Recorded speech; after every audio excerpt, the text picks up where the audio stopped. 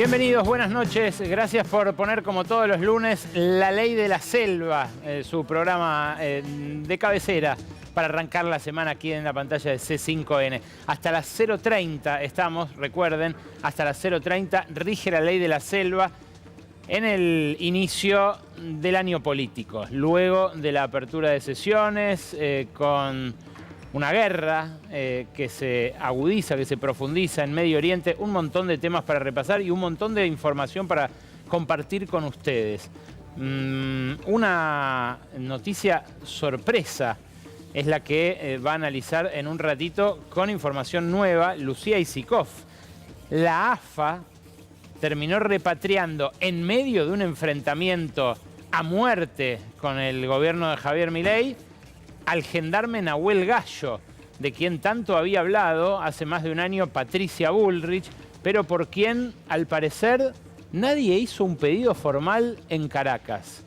Estuvimos averiguando toda la tarde información sobre este caso que tiene ribetes macondianos. Es absolutamente disparatado el giro que pegó, si uno lo venía siguiendo, con la aparición de la AFA, rescatándolo, poniéndolo en un avión, poniéndole luego la remera de las 3 estrellas, la celeste y blanca, y trayéndolo para que llegara a la madrugada de hoy a Buenos Aires.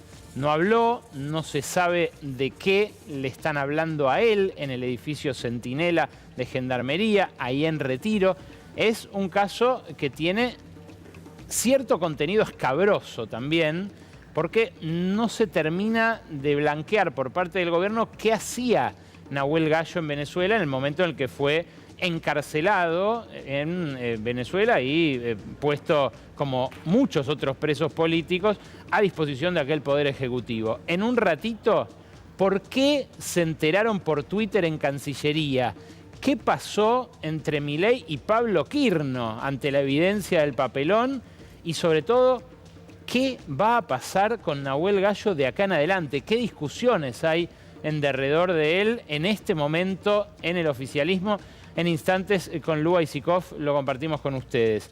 Va a venir Nicolás del Caño, uno de los diputados más insultados por Milei ayer, junto con su compañera de bancada, con Miriam Bregman, que estaba para venir, pero finalmente tuvo un brote de alergia esta tarde después de haber rondado por el asunto Milei durante buena parte de la mañana. ¿Qué pasó que se sacó tanto el presidente? ¿Qué pasó que la señaló tan puntualmente a ella y a Del Caño? ¿Qué le pasa con la izquierda? ¿Qué le pasa concretamente con el kirchnerismo? Bueno, en un rato nos va a decir su parecer el diputado.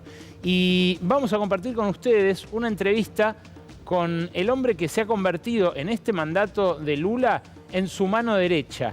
En instantes, una entrevista exclusiva con Guilherme Boulos, el ministro encargado de la Secretaría de Gobierno de Brasil, un armador político que además viene del movimiento de los sin techo, un movimiento que, bueno, en un punto confrontaba con Lula, que lo corría por izquierda, pero que terminó involucrado en el gobierno, igual que algunos sectores más conservadores, en aquel frente anti-Bolsonaro que sacó a Brasil de una situación muy parecida a la que vivimos nosotros ahora. ¿Qué ven ellos desde allá de la gestión de la ultraderecha acá? ¿Qué puntos de contacto hay entre el bolsonarismo y el mileísmo? ¿Cómo articularon esa alianza para dejar esa página oscura de su historia atrás? Bueno, lo conversamos con él y en un ratito van a ver todo el diálogo aquí en La Ley de la Selva. Pero vamos a arrancar por la importancia institucional que tuvo, sobre todo, por lo que representa para nuestra democracia la apertura de sesiones del Congreso, por un discurso que, la verdad, no tiene mucho para analizar desde el contenido. Hubo mucha gente que se sintió mal por el tono, algunos que criticaron las formas, y no es para menos, porque a falta de resultados que mostrar, Milei vociferó de esta manera. Ustedes también podrían gritar porque soy presidente de ustedes aunque no les guste. Ustedes no pueden aplaudir porque se les tapa las manos a los bolsillos ajenos. La justicia social es un robo. ¡Manga de ladrones! ¡Delincuentes!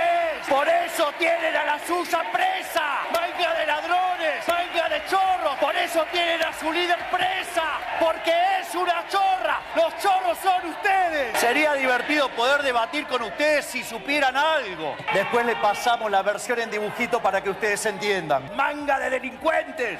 Cucas, me encanta domarlos. ¡Anda a buscarle al ángulo, Cuca! ¿Qué te pasa, Chilindrina Trosca? ¿Qué le pasa a la Chilindrina Trosca? Golpistas. Riesgo, Cuca. El riesgo, Cuca. Los golpistas de siempre. Usted no puede ser tan ignorante. Su ignorancia lastima. ¡Manga de asesinos y chorros! ¡Manga de corruptos! Cavernícolas. Dame porque lo vieron todo el día. No hay por qué someter a la gente a volver a verlo, a los que están interesados en la política, que quizás lo habrán visto en vivo. Pero fue ese el tono de un discurso de 1 hora y media, 1 hora 40 más o menos, donde los gritos, la verdad, fueron más de impotencia que otra cosa. Milei viene de recibir números muy malos respecto de su gestión en últimas encuestas que se hicieron, por ejemplo, en este caso, desde Brasil, justamente una consultora de origen brasileño que se llama Atlas Intel, que colabora con Bloomberg, publicó la semana pasada su última medición de la evaluación del gobierno. La imagen de Milei también está desde noviembre, cuando subió por el triunfo en las elecciones de medio término, en caída. Pero la del gobierno es peor todavía. Empeoró la imagen negativa, se hizo más pequeña la imagen positiva. Y claro, el diferencial entre ambas es elocuente. Lo que le está pasando al gobierno de la ultraderecha es que se le agota el crédito, se le agota la esperanza, esa esperanza a la cual sus votantes se aferraron incluso en la elección del año pasado.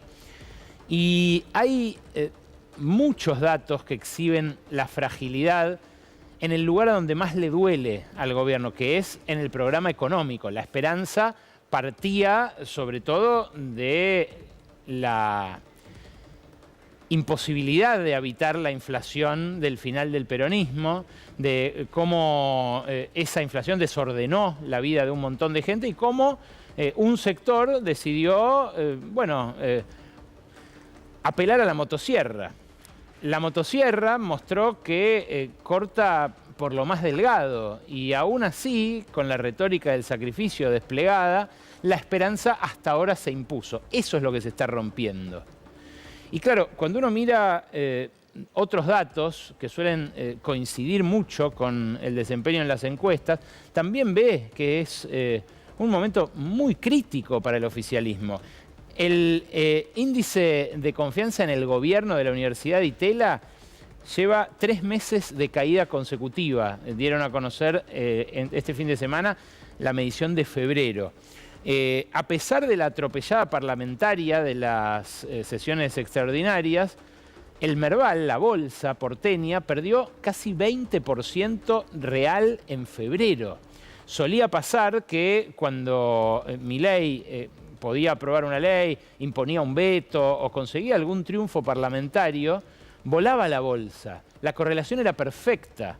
Funcionó durante los 2 años que va de gestión, pero parece haberse roto en febrero con la peor caída en 6 años en un solo mes del Merval. Claro, los bonos también se están derritiendo. El riesgo país está de vuelta cerca de los 600 puntos cuando había perforado la barrera de los 500 en enero. Y encima ahora se agrega la guerra como factor de incertidumbre.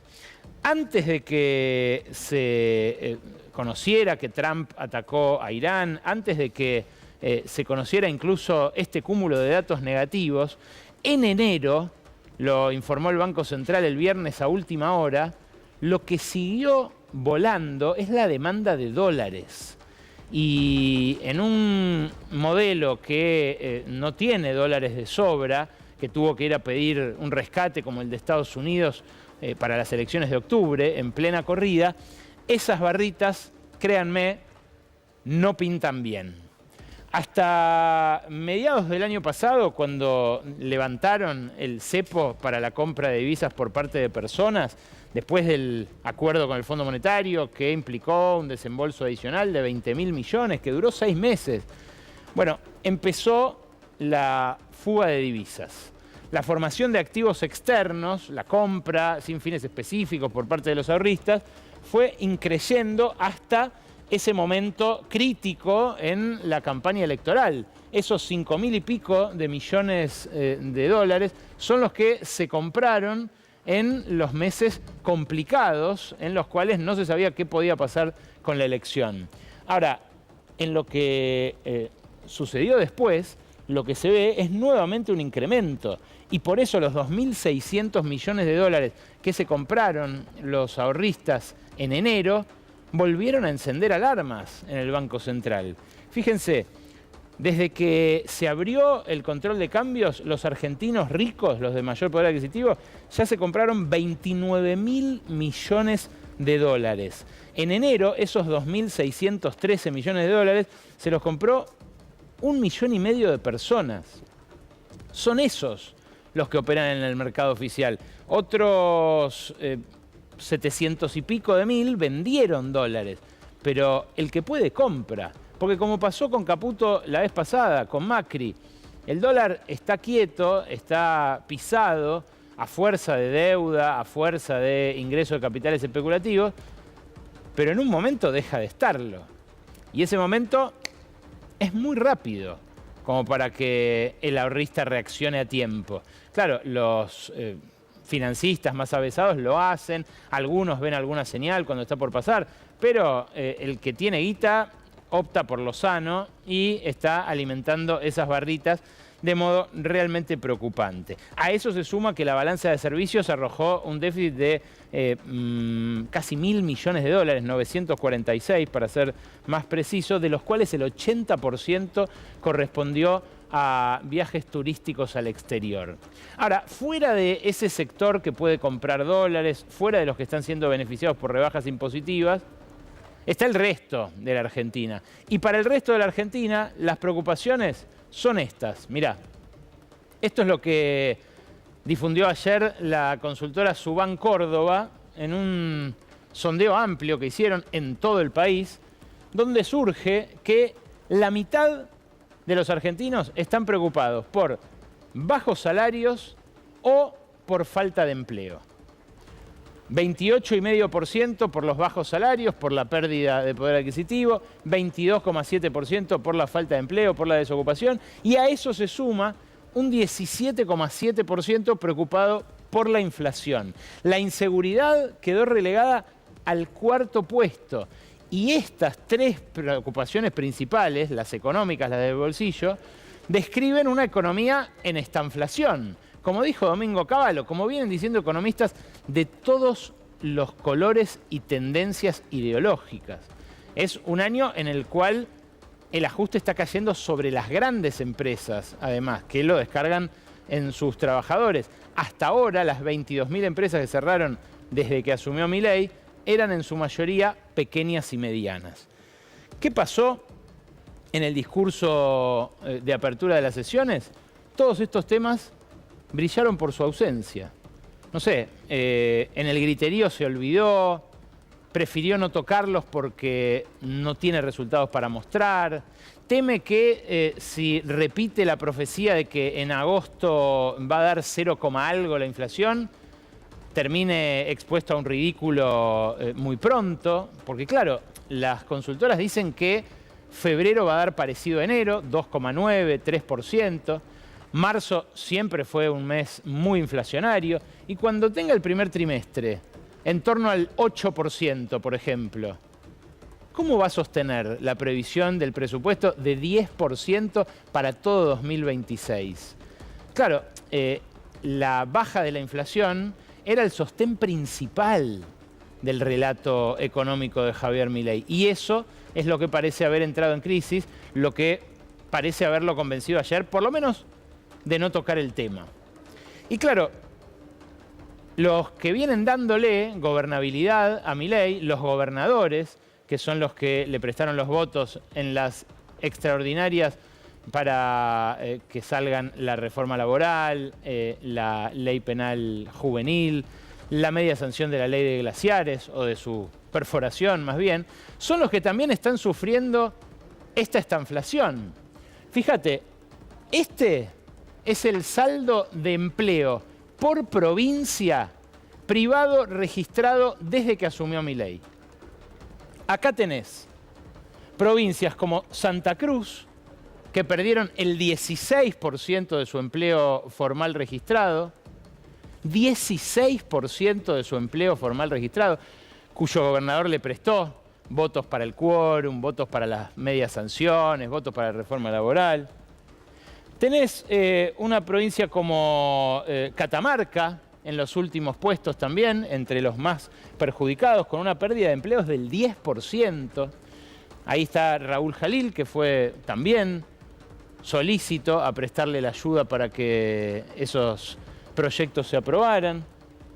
Tenés a Salta, de la mitad de tabla para abajo, con una pérdida de cerca del 7% de su empleo, cuyo gobernador Gustavo Sáenz es como el organizador de los dadores de votos desde las provincias, de ese peronismo mileísta, de esa oposición ya no tan opositora que garantizó esas aprobaciones. Bueno, los gobernadores que perdieron en porcentaje mayor proporción de sus empleos son esos. Claro, ahí está Buenos Aires también, ahí está Santa Fe, ahí está Córdoba, apenitas, vení, acércate, apenitas de la mitad de tabla para arriba. En esas provincias es donde se dio la mayor cantidad de despidos, pero en términos proporcionales, en términos porcentuales, las que más perdieron son las que más votos le prestaron. Y uno podría decir que los gobernadores son a la vez víctimas de una extorsión y también socios minoritarios del ajuste, porque cada uno hace su juego, cada uno de ellos recibió cosas a cambio de esos votos.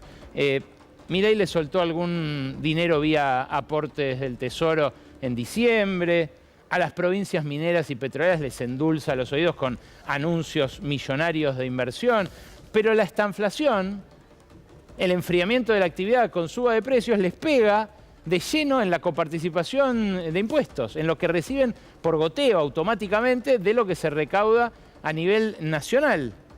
Y la recaudación está sufriendo mucho. Hace un ratito salió el dato de febrero. El dato de febrero es catastrófico.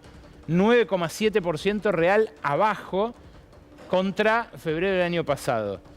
Si mirás los últimos meses, ves que hay 7 caídas reales ya, interanuales, en términos reales, consecutivas. Así como hay 8 meses para atrás en los cuales la inflación dio todos los meses un poquitito más que en la anterior, venimos de 7 meses seguidos de caída de la recaudación en términos reales. Y claro, el principal impuesto, el IVA, neto de devoluciones y de reintegros, cae 13% en términos reales. Esto habla de un desplome del consumo tremendo. Y a los gobernadores, además de perjudicarlos por la caída de la coparticipación, los perjudica en su recaudación propia, la de ingresos brutos. La actividad también es la que hace que se recaude más por ingresos brutos. ¿Qué hace la nación? Fíjate, esto que descubrieron los economistas del MATE, del Mirador de la Actividad, del Trabajo y la Economía. Lo que se perdió en enero por IVA, por impuestos a la seguridad social, por derechos de exportación, que son las retenciones, por el resto de los ingresos corrientes, lo cubrió Caputo con la privatización de 4 represas en el Comahue.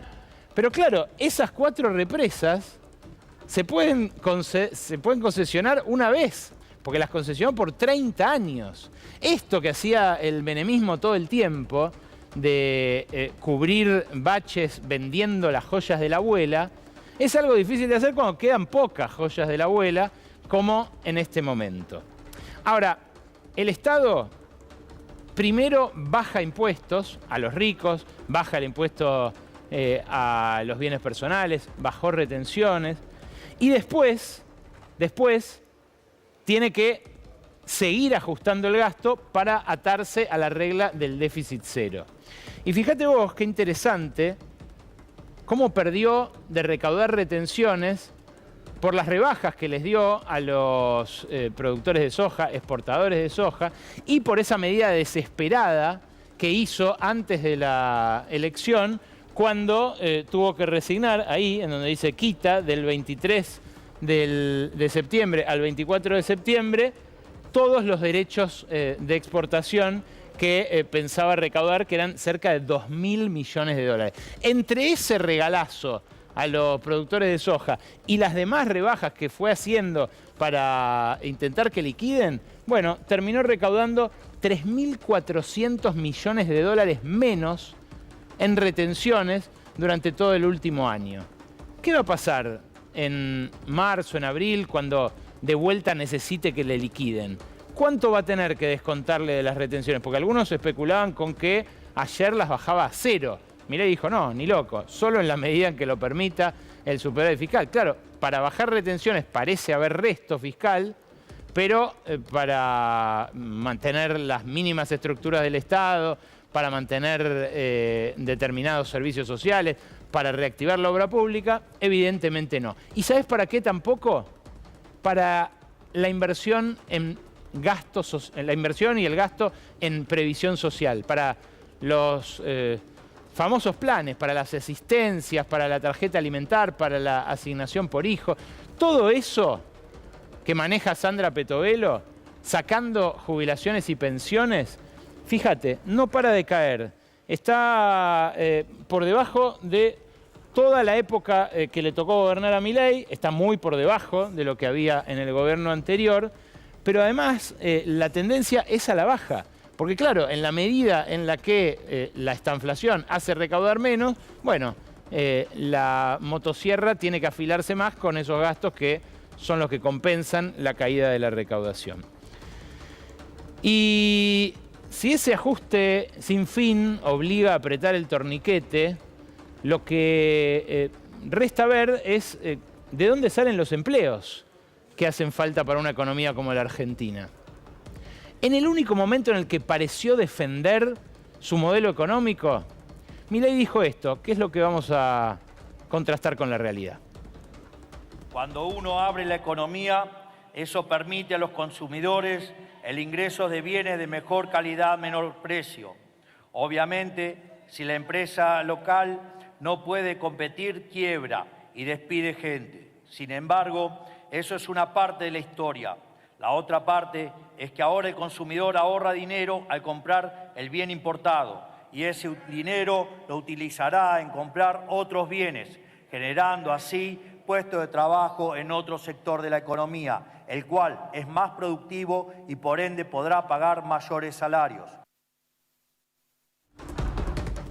Lo que dice Milei es que el sacrificio de los trabajadores del neumático va a alumbrar luego la creación de empleos en otras ramas, las más dinámicas, las elegidas como los nuevos motores de la economía. El sacrificio es bastante evidente, porque ahí está la cantidad de trabajadores que había en la industria del neumático cuando llegó Milei y la que hay ahora, que es un poquito más de la mitad.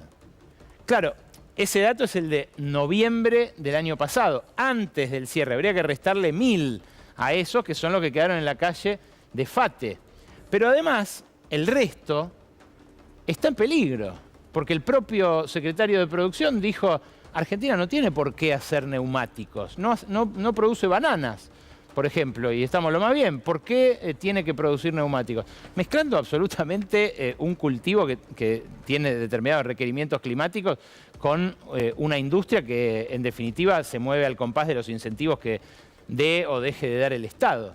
Pero ese sacrificio, lo que no tiene, hasta ahora por lo menos, es la contrapartida de la creación de empleo en los sectores que Milei dice van a orientar la economía en los próximos años. Mirá, por ejemplo, lo que pasa en petróleo y gas y minería.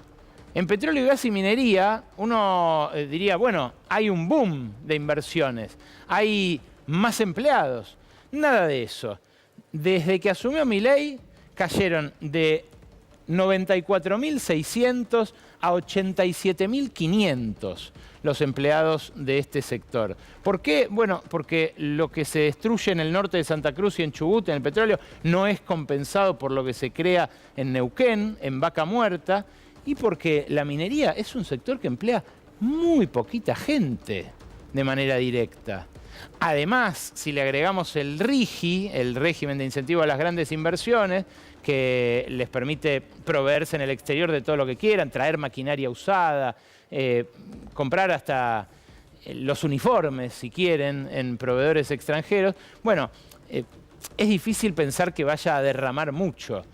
Claro, lo que sí genera son contratos con algunas empresas de seguridad, de catering, que a veces tienen que ver con el poder político de cada provincia. Quizás por eso están tan entusiasmados los gobernadores por defender esos enclaves, aún a costa de sus glaciares, en algunos casos, a los cuales, bueno, les prestaron poca atención en la votación de la semana pasada. Pero mira esto.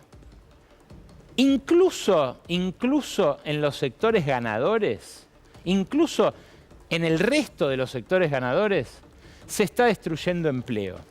Acá tenés tres. La intermediación financiera, y pusimos a propósito su desempeño en actividad para contrastarlo con el empleo, el sector de minas y canteras y el sector agrícola. Esta es una comparación entre 2025 y 2023. En 2023 el agro compara con una sequía tremenda, por eso produjo el año pasado casi 41% más. ¿Cuánto más empleó? 1,9. En minas y canteras se produjo 16% más. ¿Y cuánto se empleó de más? No hubo de más, hubo de menos, 3,3%.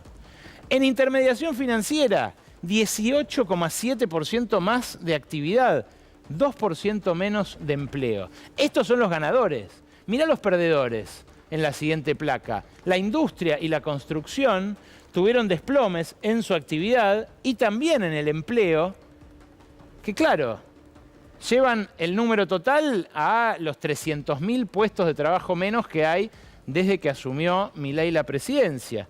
Y para ponerlo en números absolutos, los tres ganadores tienen una contribución marginal al empleo casi de cero.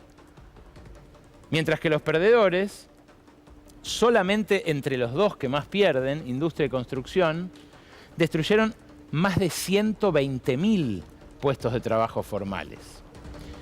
La cantidad de evidencia que hay sobre esto es abrumadora. Yo ya les hablé de FATE antes de que se produjera, les hablé de la curtiembre de los Galperín la semana pasada, que consiguió extender el procedimiento preventivo de crisis, que va a seguir echando, que va a seguir suspendiendo, algunos dicen hasta terminar de cerrar, pero los casos se apilan. Me escribieron de Rosario, por ejemplo, ahí está Electrolux, ya cerró Liliana. Electrolux lo que hizo fue un ajuste en todas sus líneas de heladeras, de lavarropas, de cocinas, de freezer. Había 700 empleados hasta fines de 2024, o sea, un año después de asumido Milei, todavía había 700 empleados.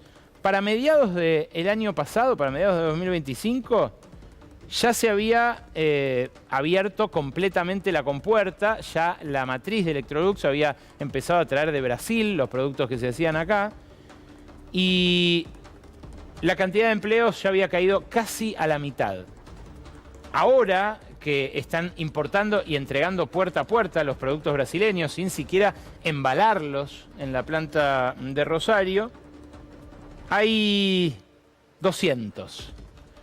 Y la semana pasada abrieron un retiro voluntario para deshacerse de 100. Lo que temen los operarios es que si para fines de esta semana, que vence el plazo, no se anotaron 100, echen hasta completar los 100. ¿Por qué? Porque esa es la velocidad de este ajuste en las empresas grandes, sobre todo en el rubro industrial. Es un ajuste muy vertiginoso que además, y muy curiosamente, están acompañando, aplaudiendo algunos de los empresarios de los rubros que se reducen, que se achican, que se comprimen, que descargan, como decía, sobre sus empleados el peso de la crisis.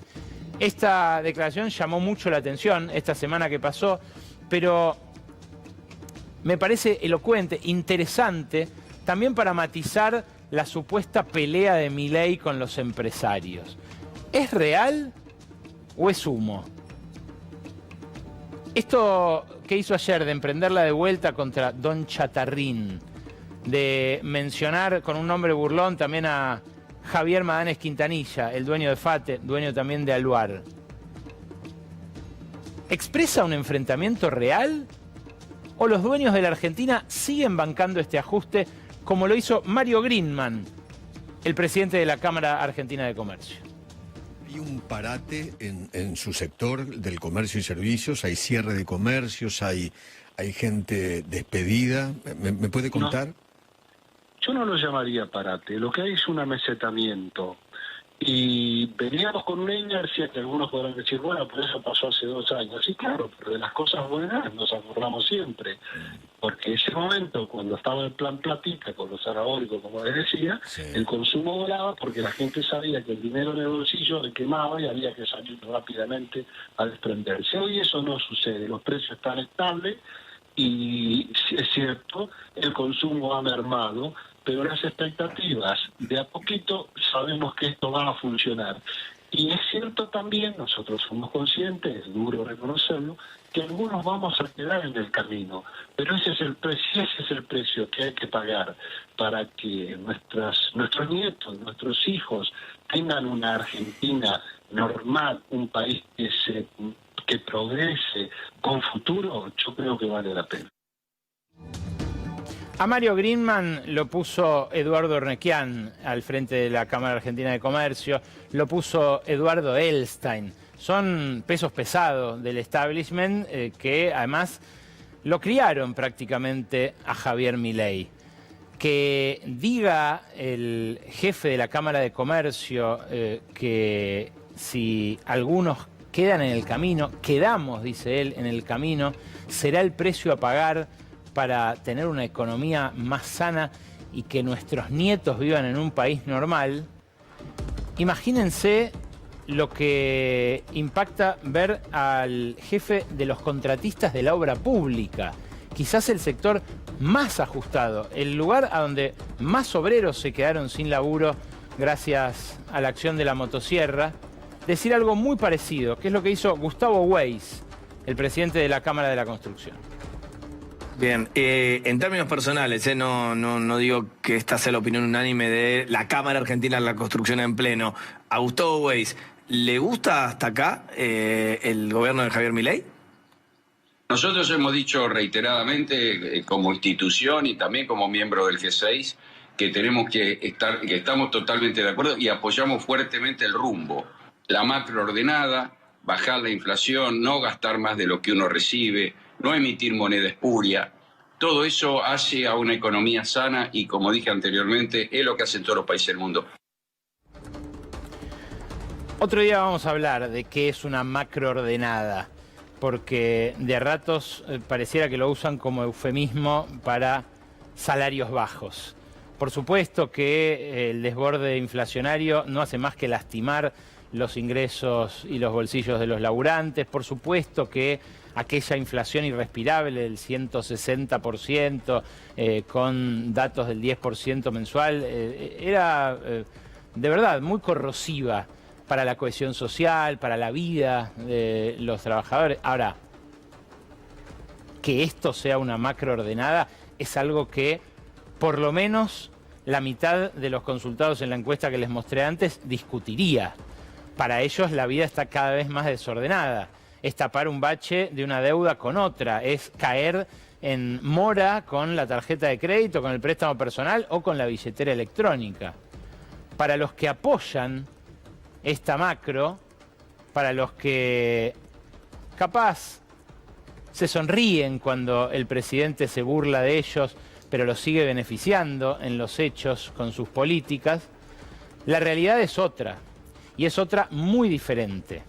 Voy a cerrar con un cuadro que les mostré la semana pasada, pero que me parece elocuente. A los dueños de la Argentina no les fue mal con Milei. A los dueños de la Argentina le fue muy bien, incluso durante la pandemia, cuando la mayoría de nosotros sufríamos, tanto humana como económicamente. A estos dueños de la Argentina, todos integrantes del ranking de los primeros 50, según la revista Forbes, se les incrementaron sus fortunas al doble, al triple en algunos casos, un 50%. El promedio de las 50 principales fortunas de la Argentina es que aumentaron 70% entre 2020 y 2024. Eso es lo que dice Forbes, que parte de un cálculo conservador, parte de una estimación. Mucho de este dinero está o sin declarar o radicado en guaridas fiscales, dentro de mamushkas de empresas, trusts, fideicomisos, familiares, un montón de argucias para que nunca los estados sepan cuánto dinero realmente es. Ahora, ¿qué hombre de negocios bajaría la persiana y echaría a todo su personal sin patalear si no tuviera asegurado un efecto patrimonial como este? ¿Quién se resignaría, aplaudiendo incluso al que lo empuja a desarmar su empresa, a hacerlo, aún mirando para atrás y viendo que sus antepasados la fundaron, que sobrevivió a varias generaciones? Hay muchos argentinos, tanto teóricos como prácticos, que suelen explicar esto por el peronismo, que es el visceral antiperonismo de la élite, el que los mueve a apoyar gobiernos en los cuales pierden, en los cuales su poder relativo frente a otros poderosos capitalistas se recorta. Pero hay un economista, que yo ya les he citado alguna vez acá, un economista polaco, que escribió hace 80 años este libro, que se llama Michał Kalecki, que explica que a veces el patrón prefiere perder con tal de preservar la disciplina. Dice textualmente: el pleno empleo provoca cambios sociales y políticos que le dan impulso a la oposición que enfrentan habitualmente los empresarios. Y el pleno empleo, agrega, haría que el despido deje de cumplir su función como medida disciplinaria. Y consecuentemente, la posición social del dueño, del patrón, se vea socavada y la seguridad en sí misma y la conciencia de clase de los trabajadores crecerían. Kalecki escribe esto cuando todavía no había terminado la Segunda Guerra Mundial, todavía no había empezado la Guerra Fría. Es menos conocido que Keynes, aunque llega a conclusiones bastante parecidas. Descubrió Kalecki que los líderes empresariales aprecian más, vuelvo a citar textualmente, la disciplina en las fábricas y la estabilidad política que sus propias ganancias. Por eso quizás busquen el artículo, porque está en internet gratis, se titula Aspectos políticos del pleno empleo. Es muy cortito y muy accesible para todo público. Por eso que dice Kalecki, quizás los empresarios argentinos sigan aplaudiendo a un hombre que, como un energúmeno, grita de impotencia porque no tiene resultados para mostrar. Nicolás del Caño es diputado nacional, fue uno de los blancos que eligió ayer Javier Milei para descargar su ira. ¿Cómo estás, Nico? Gracias por venir. ¿Qué tal, Ale? Muy buenas noches, gracias a vos. Fue una ira asimétrica porque la transmisión oficial no permitía ni siquiera ver a quiénes dirigía esos insultos, ¿no?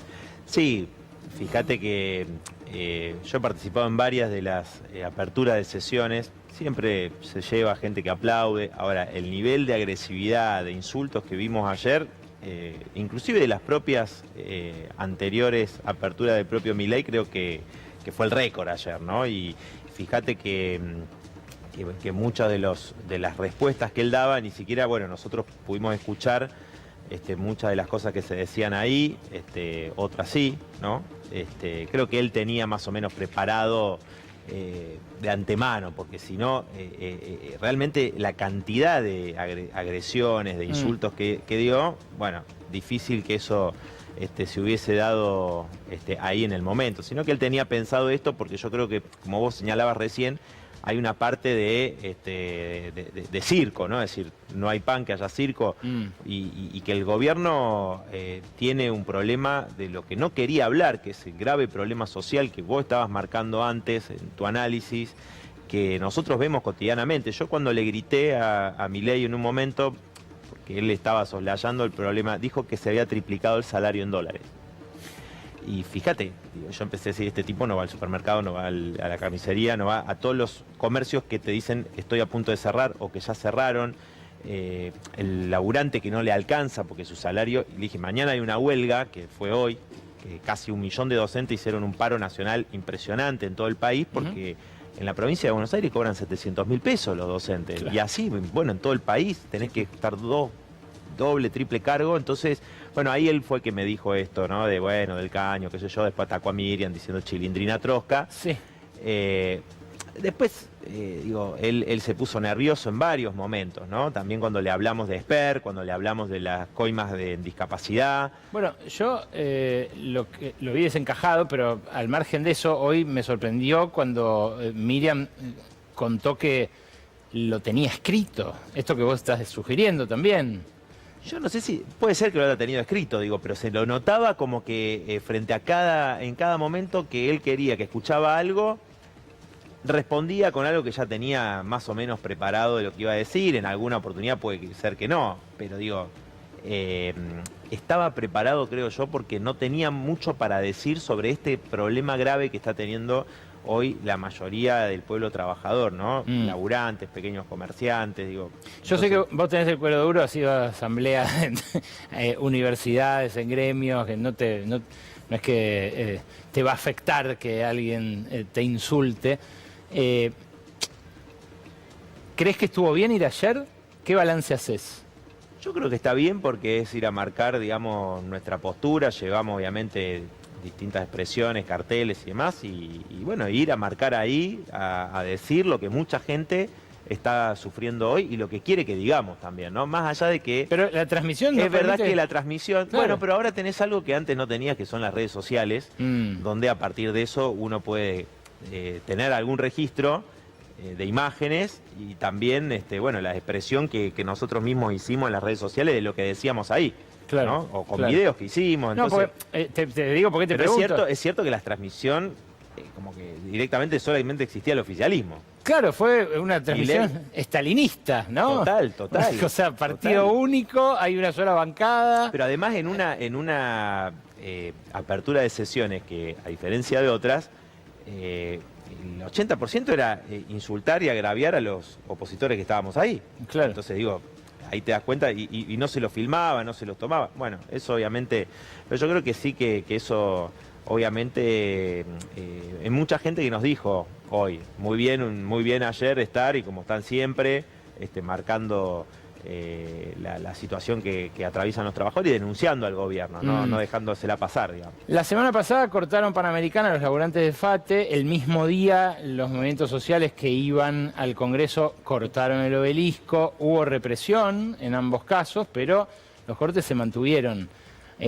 Hubo una represión muy dura, en el Congreso fue impresionante. En un lugar la policía de la ciudad, en otros lugares las fuerzas federales. ¿Crees que se le está perdiendo el miedo en la calle a Milei? Yo creo que sí, que hay sectores que están perdiendo el miedo y creo que eso se ve en las movilizaciones. Es decir, yo lo que vi el 11 de febrero, lo que vi fueron miles de personas que no se iban de la plaza a pesar de la represión, ¿no? Porque... Es decir, vamos a defender nuestro derecho a manifestarnos. El día que se aprobó en el Senado, la ¿no? primera. Vamos a defender la reforma laboral. Exacto, nuestro derecho a manifestarnos. Y eso yo creo que es importante. Pero inclusive fíjate que, además de las movilizaciones y esta represión brutal que vos señalás, en los paros, el paro nacional fue un parazo impresionante, ¿no? A pesar de la conducción que lo convocó por la bronca. Bueno, ahí también el trabajador se está arriesgando. Más en una situación como esta. Claro. O los docentes, por ejemplo, ¿no? También se están arriesgando los descuentos que realmente duelen en el bolsillo, pero decir, vamos a hacer una protesta, una manifestación, y que han sido masivas, eso no hay que soslayar, que no solamente movilizaciones masivas, sino esta huelga en rechazo. Fíjate que ayer Milei casi ni mencionó la reforma laboral, porque le generó un rechazo muy, muy grande, que se ve en las encuestas que han salido de encuestas de opinión, no las encargamos nosotros, digamos, las encargan ellos y otros sectores, que dicen Milei está teniendo un mayor rechazo, sobre todo en este último mes y medio, por esta situación social, las 22.000 empresas que se cierran, la pérdida de puestos de trabajo, la caída del salario, las jubilaciones, y eso está generando mucha bronca y mucha violencia, es la que engendra el gobierno, ¿no? Porque digo, una situación, le robás al jubilado, a las personas con discapacidad, en el Garrahan también, que lograron un aumento importante, pero se la agarran con los trabajadores que estuvieron ahí peleando, le descuentan a los laburantes que hacen protestas. Bueno, yo creo que se está gestando una resistencia y una oposición social muy grande al gobierno, que ayer, bueno, quería mostrarte un triunfalismo. Sí, vos lograste votar leyes porque tuviste el apoyo del sector del peronismo, de muchos gobernadores, de partidos provinciales, del radicalismo. Tuviste la complicidad de la CGT, digo, más allá de ese paro, ayer fueron a la justicia, que hay que dar pelea en todos lados, digo, pero no convocaron el día que se trató la última en el Senado, no convocaron ningún plan de lucha, ¿no? Entonces yo creo que eso también, a pesar de eso, se está gestando esa resistencia, porque realmente la situación se hace cada vez más difícil y los trabajadores no se van a resignar, ni se están resignando a lo que plantea este gobierno. Y te digo una cosa más, Ale, ayer también le gritábamos algo que no dijo, ¿no? Que truchó los números del INDEC. Y tampoco dijo que la inflación viene creciendo mes a mes desde hace 8 o 9 meses, paulatinamente, ahora también. Sí, sí. Se prevé que van a ser los datos de este mes de febrero.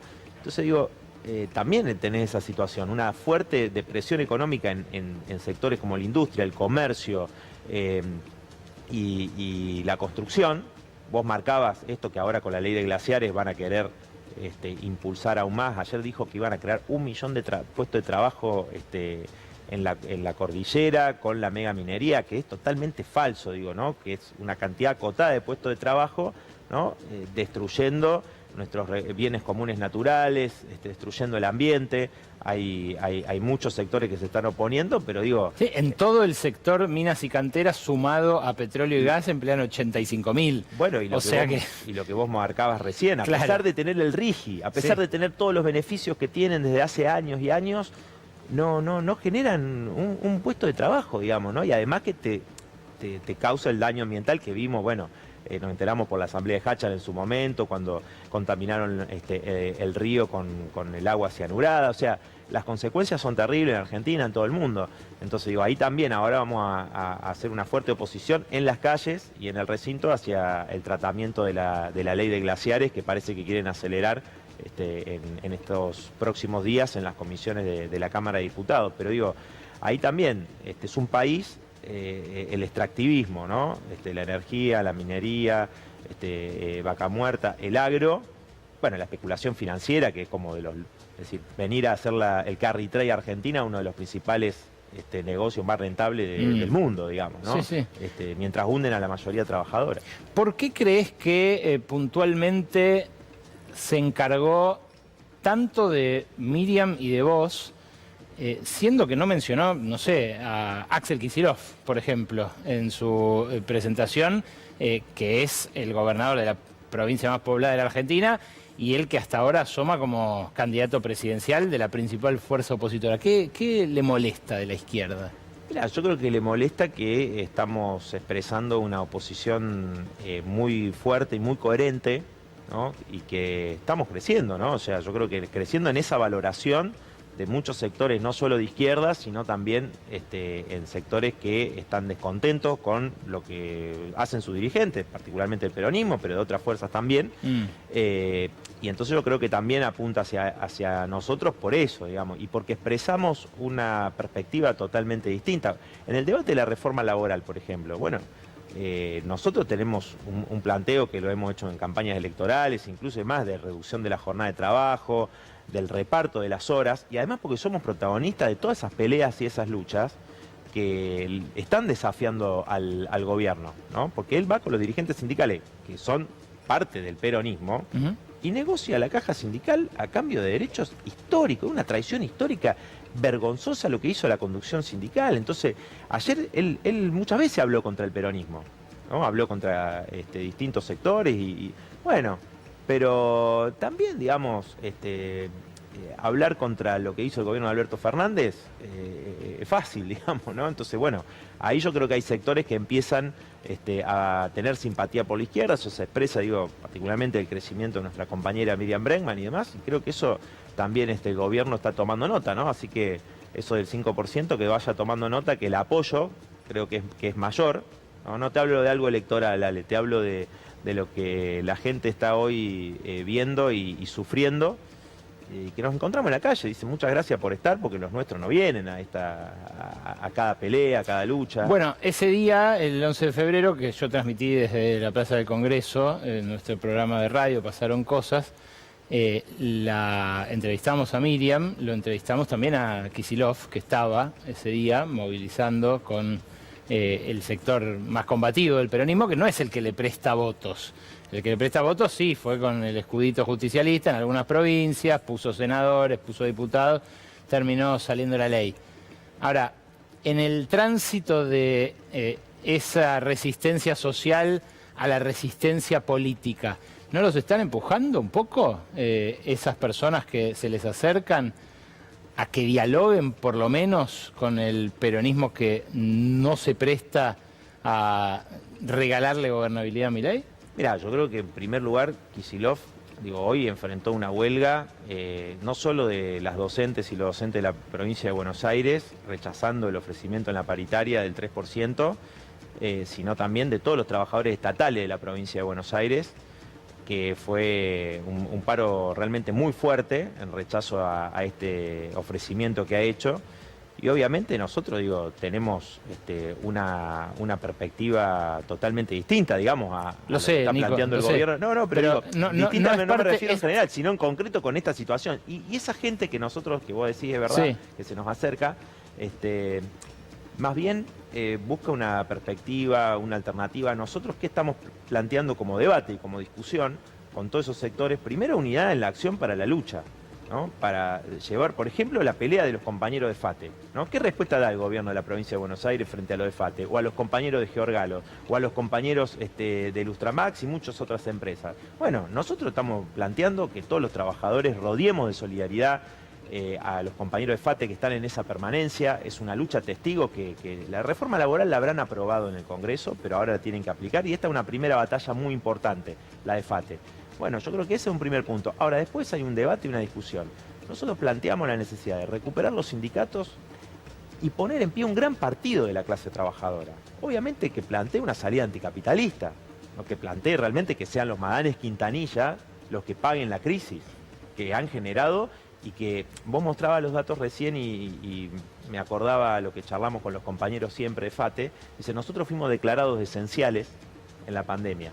Y vos mostrabas cómo se enriqueció Madanes Quintanilla en la 1.500 millones de dólares tiene según la última edición de Forbes del 2024. Del 2020 al 2024. Bueno, sí. Mientras esos trabajadores arriesgaban su vida, esos trabajadores que tienen secuelas en sus cuerpos y que además han trabajado horas extras, sábado, domingo y demás, y Madanes Quintanilla y su familia se enriquecían, bueno, y ahora lo dejan en la calle. Eso no puede pasar. Entonces hay que realmente lograr la reapertura de FATE. En eso nosotros estamos comprometidos totalmente. El gobernador Kicillof, las primeras horas de este cierre anunciado, donde los trabajadores van y permanecen, bueno, la policía bonaerense, que depende de Kicillof, estaba ahí reprimiendo a los trabajadores con balazo de goma. Nico, gracias por venir. No, Ale, muchas gracias a vos.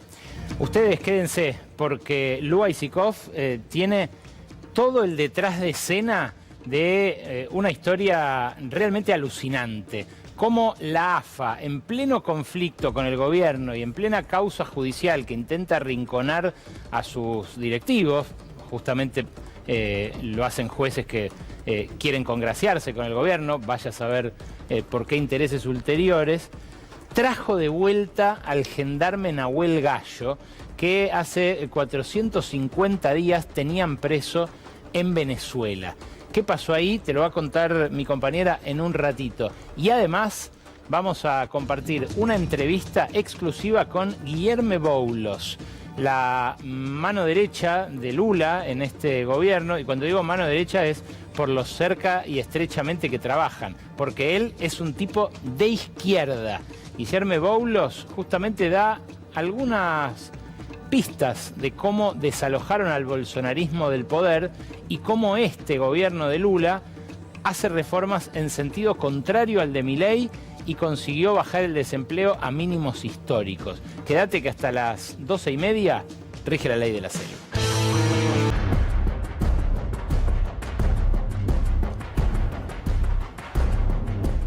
Esta historia captó mi atención como un imán desde ayer. Les digo, es mucho más interesante que el griterío que desplegó Milei en el Congreso. ¿Cómo fue que la AFA terminó trayendo al gendarme preso en Venezuela durante 450 días? Bienvenida, Lua Isikoff. Buenas noches. Gracias, Ale. Buenas noches. Es desopilante y Nahuel Gallo, ¿y por qué hablábamos de esta diplomacia de cartón? Nahuel Gallo vuelve a la Argentina después de estar más de un año preso en un avión vinculado a la AFA por gestiones de la AFA. El gobierno y sobre todo la exministra ahora Patricia Bullrich, que se embanderó con el pedido mediático de libertad de Nahuel Gallo, no hizo ningún pedido formal, no lo hizo Cancillería, no lo hizo el canciller Kirchner, ningún pedido formal al gobierno venezolano. Hablamos primero del régimen de Maduro, pero luego el gobierno de transición, ahora con Delcy Rodríguez, no hizo ningún pedido formal para que liberen a Nahuel Gallo, a contramano de lo que un poco se insinuaba en los medios, a lo que se le decía a la familia. Claro, ¿en serio me estás diciendo? O sea, Bullrich se llenó la boca hablando de Nahuel Gallo. Bueno, el gobierno no puede exhibir ni un papel que diga nosotros hicimos este pedido formal. ¿Y sabes por qué no lo hicieron, Ale? ¿Por qué? Porque entorpecieron todo cortando relaciones con el gobierno venezolano. No hay relación, sacaron a todos sus diplomáticos de allá. Entonces no tenés con quién hablar. Y por eso te hablo de una diplomacia de cartón, porque hay mucho show, hay un alineamiento incondicional, súper ideológico con Estados Unidos, pero esa ideologización no te permite entablar una negociación para traer a Nahuel Gallo de vuelta a la Argentina. Pero perdón, ni siquiera cuando el propio Trump la puso en el lugar que puso a y la reconoció, por supuesto. A Delcy Rodríguez, ni siquiera en ese momento atinaron a pedir por la liberación de Gallo. Evidentemente acá estamos un paso más. Ahí estamos viendo las imágenes de cuando llega esta madrugada Nahuel Gallo. Y vos mirá cómo los tomó por sorpresa a los funcionarios del gobierno, que el propio canciller Kirchner, mirá rápidamente el tuit, pero te voy a contar yo un poquito qué es lo que dice Kirchner. Sí. Le agradece el canciller a Estados Unidos, a Italia y a la ONG Foro Penal, que es una ONG venezolana que se encarga, ¿no?, de estos trámites, estas negociaciones por la liberación de presos políticos, lo que hicieron. Digo, el canciller completamente corrido, porque ni siquiera era un actor más en la mesa de la negociación para que vuelva Gallo. Completamente corrido de las negociaciones. Bueno, hoy decía en Periodistas Pablo Dugan que las miradas de Milei a Kirchner en la cadena nacional, que no fueron del todo cariñosas, tenían que ver con esto, con que se desayunaron una hora antes de que Milei tuviera que hablar en el Congreso con esta noticia y no se enteraron por Kirchner. Muy enojados, hay mucho enojo en el gobierno, ahora te lo voy a contar más, pero muy enojados porque no pudieron, Milei no lo mencionó en la cadena nacional, y esto era una bandera del gobierno, insisto, no lo mencionó para no darle el crédito a la AFA, y ahí ahora vamos con, mirá las fotos, ¿no?, del avión y del regreso. Ahí lo tenés a Nahuel Gallo con los pilotos del avión, tomando un mate, con la camiseta de la selección, bueno, sonriente. Pero perdón, y acá baja vestido de gendarme. Acá baja vestido de gendarme. Tenemos otra foto que tiene que estar por ahí, donde está con los dos dirigentes de la AFA, con Luciano Nakis, que es el protesorero de la AFA, sí, y Fernando Isla Casares, el secretario de protocolo. Bueno. Dos dirigentes de la AFA, ¿vale?, que estaban en Venezuela, digamos, por la Federación de Fútbol Venezolana, que hacía un evento allá, y vuelven directamente subidos al avión con Gallo, y lo publica la AFA, y publica el Chiqui Tapia un tuit adjudicándose toda esta gestión. Bueno, según Bullrich, se subió muy preocupado al avión sin saber a dónde lo llevaba Gallo. Es lo que declaró hoy. no es lo que sugiere esa cara, ¿no? No es lo que se lo ve muy tranquilo, tomando mate. Pero ahora también viene toda una cuestión en los próximos días de cuál va a ser la primera declaración. Tenemos que saber que Gallo ahora está aislado. Lo aislaron en Gendarmería, en el edificio Centinela. ¿Por qué? Porque, bueno, estuvo más de un año preso en una cárcel donde había un irrespeto total por los derechos humanos, hay un montón de denuncias. Entonces dicen, le están haciendo exámenes médicos, exámenes psicológicos, pero ojo, que también se está gestionando cuál va a ser la primera entrevista. Un Gallo que todavía no habló con los medios. No, claro. Simplemente fueron unas palabras en su llegada, pero cuál va a ser la primera entrevista que dé y cómo la va a justamente gestionar el gobierno. Bueno, el punto... Ale, ahí está la foto con los dirigentes que decías. Claro, bueno, ¿cómo se gestionó esto y qué es lo que te cuentan? El Chiqui Tapia estuvo en Brasil la semana pasada y ahí coincide, pero esto es una negociación que ya había empezado y que básicamente da cuenta de una diplomacia alternativa, una diplomacia paralela en la Argentina, donde el canciller estaba corrido de estas negociaciones. Bueno, coincide en Brasil con Jorge Jiménez Ochoa, que es el presidente de la Federación Venezolana de Fútbol. Y ahí también estaba Alejandro Domínguez de la Conmebol, y ahí se empieza a definir cómo iba a ser este regreso. Este regreso que, bueno, viene en un avión privado, pero muy linkeado a la AFA, de una aerolínea que usa habitualmente y que tiene contratos con la AFA, que se llama Bairefly, es privada, pero ha sido usada. Y directamente, o sea, no hay mucho misterio en esto porque el Chiqui Tapia sale rápido. Te digo que los funcionarios argentinos se enteran por Twitter, se enteran por las redes sociales. Sale el Chiqui Tapia hablando de un trabajo silencioso y mancomunado y se adjudica el retorno de Nahuel Gallo a la Argentina después de 448 días preso. La verdad... Esto en plena guerra del gobierno contra la AFA, en plena embestida judicial de un juez cercano al gobierno contra los directivos de la AFA, a los cuales acusa de, bueno, manejos financieros e impositivos que quiere que los pongan tras las rejas. Exactamente, y además el Chiqui Tapia, que ahora no pudo entrar a Venezuela por también una causa judicial, digo. Esa pero causa, él, claro, arrogándose el hecho de la liberación de Gallo, el retorno de Gallo y las gestiones previas para que esto suceda. Insisto, también metidos distintos sectores de la oposición política argentina que gestionaron esto sin que la familia de Nahuel Gallo lo supiera, porque la familia de Nahuel Gallo, y también ahí yo pondría el ojo en lo que va a decir Nahuel Gallo en los próximos días, la familia de Nahuel Gallo sigue alineada, si bien han criticado públicamente la falta de información en algunas oportunidades, sigue alineada y agradeciéndole a Patricia Bullrich sobre todo las gestiones para que Nahuel Gallo vuelva. Así que con él aislado, vamos a ver cuál va a ser su primer discurso y con qué línea va a estar. Mientras tanto, Ale... Perdón, ¿vos estás sugiriendo que lo están apretando? Yo estoy sugiriendo que... No, diría más coacheando que apretando. No sé qué es lo que va a pasar ahí en el edificio Centinela. La verdad que no lo sabemos, pero hay, digamos, cuál va a ser... ¿Qué se le va a contar en los primeros días de su llegada a la Argentina sobre este año de ausencia? ¿Qué se le va a contar de quién se embanderó, quién pidió su liberación? Digo, él volvió en un avión, contento por llegar al país, pero bueno, hay muchas cosas que me parece que cambian demasiado según quien te cuente la información de lo que pasó en estos días. Ahora, Ale, esto la verdad que generó revuelo en el gobierno. Ahora vamos a ver a los principales, digamos, protagonistas de esto. Patricia Bullrich, lógicamente, porque estaba muy enojada, furiosa, digamos, diciendo, la verdad que por una mala gestión de Cancillería y de Kirchner no podemos salir.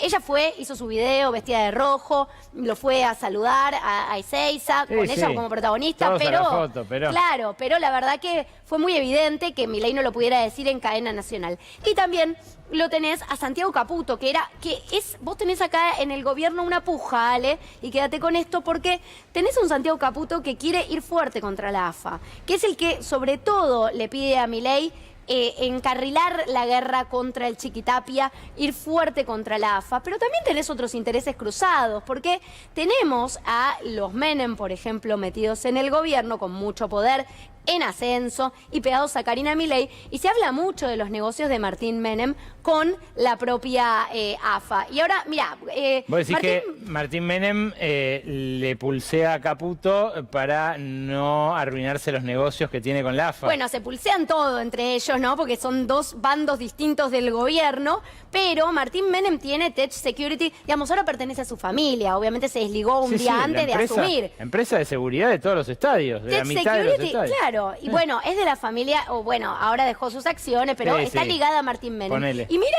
que, porque esto ya es como más pornográfico, la ligazón con Martín Menem. Gentech, que es, digamos, el bebé que dio a nacer Martín Menem, lo creó él, fue su primer emprendimiento, las barras energéticas, que tienen directamente el logo, tan patrocinadas por la AFA. Así que decime si no hay intereses cruzados en toda esta historia, pero hay un tira y afloje constante del gobierno contra el Chiqui Tapia. Ahora Milei tuvo anoche que decir en una entrevista, bueno, nosotros estamos contentos de que Gallo volvió, haya vuelto como haya vuelto, pero ni siquiera puede decir nosotros también hicimos una gestión para que vuelva a su casa. Gracias, Aisikov. Datazo, el de la creatina Menem, con el loguito de la AFA. Vamos a estar atentos a lo que diga Gallo, obviamente.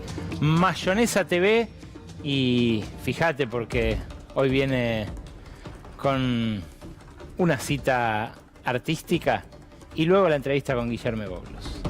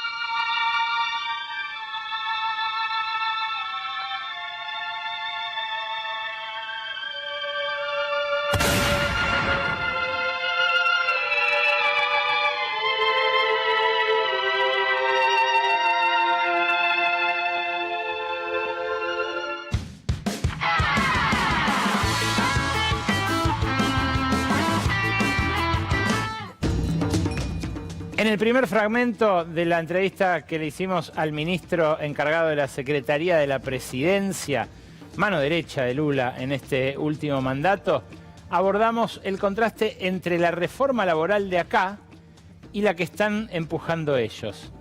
No se depriman que ya es tarde. En Argentina acaba de aprobarse una reforma laboral que restringe muchos derechos de trabajadores, que elimina artículos que garantizaban esos derechos desde hacía muchísimos años. Y esto es defendido por el gobierno como una manera de crear empleo. En Brasil, en cambio, están discutiendo una reducción de la jornada laboral. Y en Brasil vemos que sí se crea empleo. ¿Cómo pueden las dos cosas convivir en un mismo bloque comercial? Y en todo caso, ¿cuál es la aproximación de ustedes en el gobierno de Lula, Boulos, a este tema? Hola, Berco, saludos. Un gusto enorme hablar contigo y con el pueblo de Argentina, que está pasando por momentos difíciles. Y nuestra solidaridad al pueblo y los trabajadores argentinos que están en lucha contra esta reforma laboral. Mira, cuando hablabas de la promesa de crear empleos, me acordaba de la reforma laboral hecha por el gobierno de Michel Temer de derecha en 2017, hace casi 10 años, acá en Brasil. La promesa era la misma, crearían 10 millones de empleos, tenía incluso un número, 10 millones de empleos. No se fue creado absolutamente nada. Se arrancó los derechos de los trabajadores, se quedó en la promesa de los empleos y la falacia que decían era o más empleos o más derechos. Así se ha elegido Bolsonaro. dicho, no, para tener más empleos no puede tener derechos. En verdad, en los gobiernos de ellos, el desempleo estaba alto y se arrancó los derechos.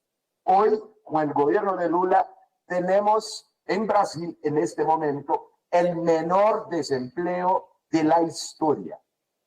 5%. El menor de la historia del país. Tenemos crecimiento de la renta del trabajador. Tenemos mejora con valorización del sueldo mínimo.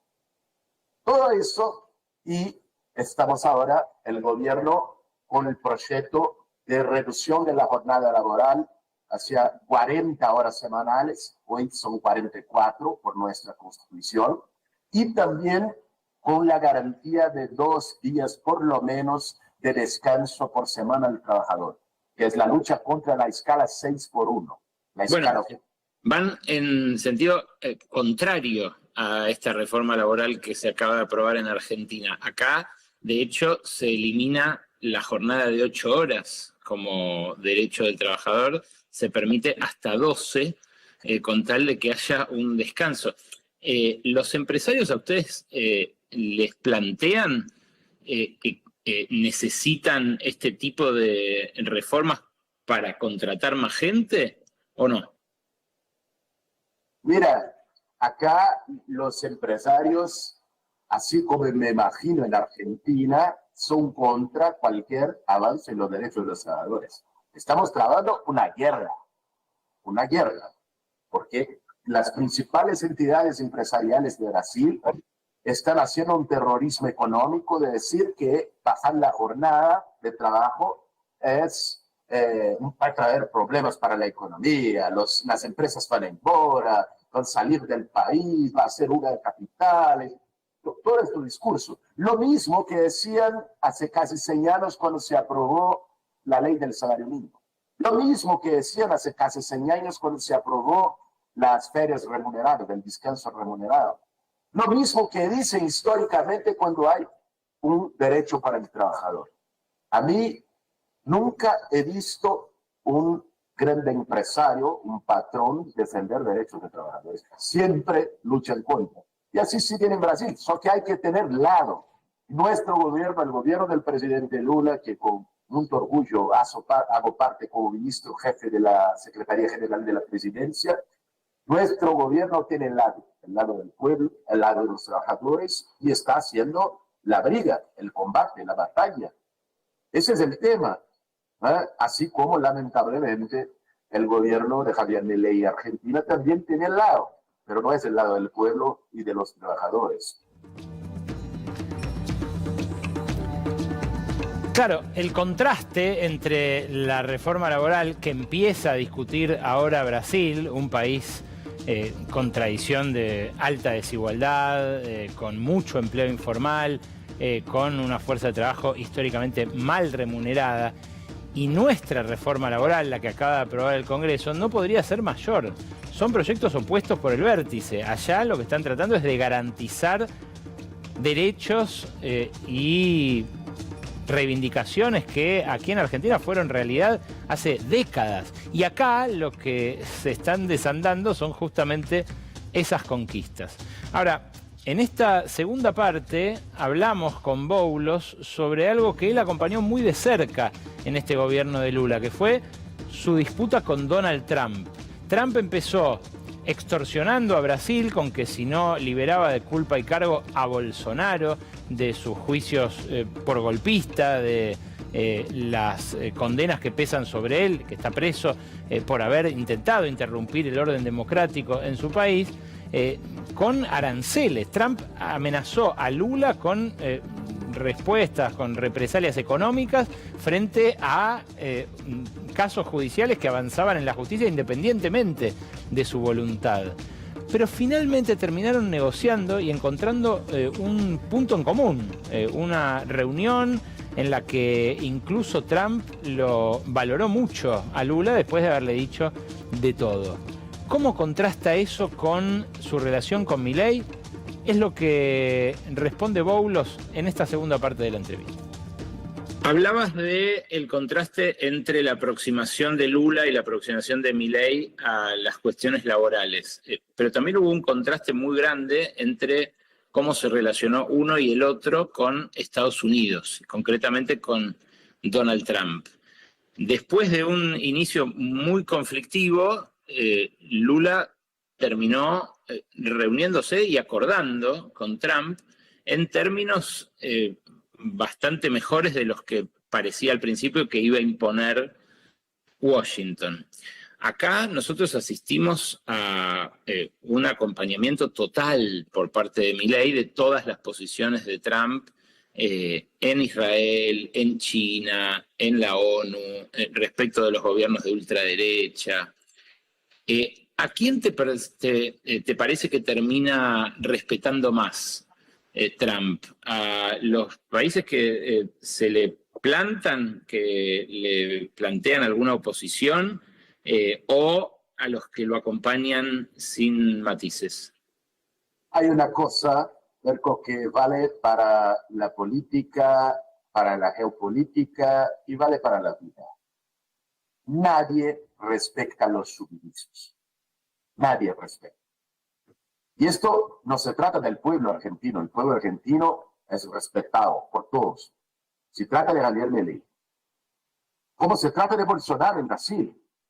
¿No? El hijo de Bolsonaro fue a Miami para traicionar el país y defender las tarifas contra los trabajadores brasileños. Un traidor de la patria. Entonces, nadie lo respeta.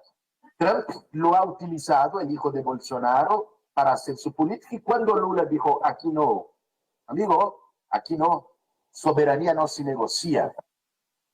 Y después, Trump tuvo que negociar en otros términos y ha ponido el hijo de Bolsonaro en una humillación pública. Nadie respeta a los subdivisos. Eso es. Lo que dice Milei es que Argentina no tiene otro lugar donde referenciarse que en el proyecto hegemónico estadounidense y que vamos camino a una guerra con China en la cual él ya tomó posición y es con Occidente. ¿Hay lugar para otro tipo de alineamiento, para otro tipo de posicionamiento desde Sudamérica, incluso aunque esa tensión Estados Unidos-China siga creciendo? Entre Estados Unidos y China, nosotros nos quedamos con América Latina, con una visión soberana. Puede tener relaciones comerciales y debemos tener relaciones comerciales con Estados Unidos y con China. Las relaciones que nos interesen. A nuestra soberanía, a nuestros pueblos. Cuando se tiene que elegir un señor, es porque no se está hablando más la lengua, la gramática de la soberanía. Para nosotros no se trata de elegir China o Estados Unidos como señor. Se trata de sernos nosotros señores de nosotros mismos. En América Latina, tienen relaciones soberanas y altivas con los dos y con todas las otras regiones del mundo. Lamentablemente, no es la posición de la extrema derecha, no solo en Argentina, pero en Brasil, pero en todo continente. Y son gente, mira, es difícil tomar a serio a un tipo que habla con perros, a un tipo que dice que defiende la comercialización de órganos humanos. Nosotros tomamos muchísimo a serio Argentina, el pueblo argentino, una de las grandes parceras comerciales de Brasil. Mas Javier Milei no es un tipo serio y es triste para Argentina y para el continente que tenga la relación sumisa que está teniendo con Donald Trump. Es cierto que es una noción extrapolítica la de que a alguien que se arrastra nadie lo respeta. Pero a veces uno pierde de vista esos conceptos así de la calle a la hora de analizar las relaciones que en definitiva son entre humanos también, aun cuando sean entre presidentes de dos países. Lo que está haciendo Milei, el seguidismo de la política exterior de Trump, ahora queda al descubierto cuando Trump inicia una guerra que puede dejar a Argentina mal parada económicamente. Hoy el ministro de Economía habló de un shock externo grave, de un shock externo fuerte. Y de eso habló en su momento cuando era ministro de Macri y Turquía devaluó la lira. Fue el inicio del final de su experiencia como ministro de Macri y el principio del desbarranque de aquel plan económico. Bueno, con Boulos hablamos finalmente sobre algo de lo cual debería tomar nota la oposición argentina. ¿Cómo se armó Lula para enfrentar a Bolsonaro en su momento, en esa elección en la que Bolsonaro estuvo a punto de interrumpir el orden constitucional fomentando, azuzando un golpe cívico-militar que incluía la toma de los principales edificios públicos en Brasilia? Por eso está preso Bolsonaro, por eso está inhabilitado por décadas para ejercer cargos públicos, pero también por eso era poderoso en aquel momento y requirió una alianza muy amplia que formó Lula a derecha y a izquierda para desalojarlo del poder. Claro, muchos leen en esa alianza, en esa ampliación del marco de alianzas de Lula, una moderación. Pero eso es lo que discute Boulos, precisamente, que es la pata izquierda del gobierno actual de Lula. Escuchá de qué manera lo analiza. Mira, Berco, no me atrevería a dar consejos a la izquierda argentina, que sabe sus caminos y cómo se conducir. Pero en la experiencia de Brasil, vemos que las cosas pueden ser complementarias y complejas. De hecho, nosotros organizamos un frente amplio con sectores de centro para poder derrotar el bolsonarismo. Y el vicepresidente Alckmin es una expresión de eso, pero no solamente él. De hecho, para poder aprobar las materias del gobierno en el Congreso Nacional, el gobierno se amplió para partidos de centro, incluso referentes de centro-derecha que están en ese partido y que hacen parte del gobierno de Lula. Pero al mismo tiempo, este es el gobierno que ha planteado agendas ofensivas desde el punto de vista de la lucha de los trabajadores, de la soberanía nacional. Mira, ese es el gobierno que está pautando el tema de la reducción de la jornada laboral. Lula no había hecho eso en sus otros dos gobiernos. Está haciendo ahora. Ese es el gobierno que está planteando el tema de poder tributar a los billonarios, que también Lula no había hecho en los gobiernos anteriores. Está planteando ahora. Este es el gobierno que ha ponido una posición firme contra Trump, contra el ataque de Trump a América Latina y hacer negociaciones en términos justos y no subordinados de nuestros pueblos. Entonces, al mismo tiempo que se hace una amplitud para poder derrotar la extrema derecha, y tuvimos esta experiencia con Bolsonaro, desastrosa para el país, también se entiende que el tema del Frente Amplio no basta, que es necesario tener la agenda del pueblo, la conexión del pueblo, la agenda de la izquierda, la agenda de los trabajadores. Digo esto porque los dos no son contrarios. Es posible tener un Frente Amplio contra la extrema derecha en defensa de la democracia que estuvo en riesgo en Brasil y al mismo tiempo tener un gobierno con una agenda firmemente popular. La agenda del pueblo, qué interesante concepto y qué esquivo en un momento de tanta desorientación de la oposición. Es la agenda del pueblo la que están siguiendo los referentes que asoman contra la ultraderecha y que le dan combate en distintos lugares del mundo, en Nueva York, en Burkina Faso, en algunos lugares de Europa.